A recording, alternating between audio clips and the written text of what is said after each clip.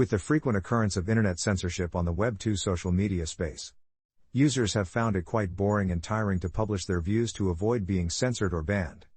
This censorship did not just start from nowhere. It is being imposed by governments by putting into law certain restrictions on publishing and viewing of certain contents on the internet. An example can be seen in the internet censorship of a violent or sensitive graphic material that is being published. One might be of the school of thought that the objectives of censorship are to protect against cyberbullying, cybercrime, spread of false news, etc. There's no argument with that. But just so we don't forget that there are two sides to a coin, and the internet censorship brings that into clear view, that notion.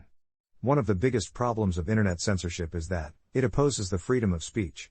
It does not only limit the accessibility of news and information, but also the freedom of expression of views. Let's look at this in clear terms. In a region where internet censorship is practiced, a simple media post against a person in power or the government could be enough to warrant an arrest. This would definitely be outside the regular deleting of the person's post or comment. We can clearly see that when there is restriction to freedom of speech, and when this happens, the internet users would be afraid of speaking out evil practices in the society. Which is clearly what solcial is against in Web3. While the governments or its controlled institutions would be going about blocking harmful information on the internet, censorship restricts real and raw information that gets to reach people. We all know that non-access to the truths would lead to ignorance. We can clearly understand that censorship gives authority to just one group of people. The governments hear authority to a certain group of persons with their selfish interests at heart.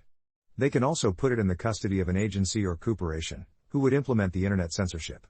But just so we know, this things brings up certain questions which we can't somehow find answers to.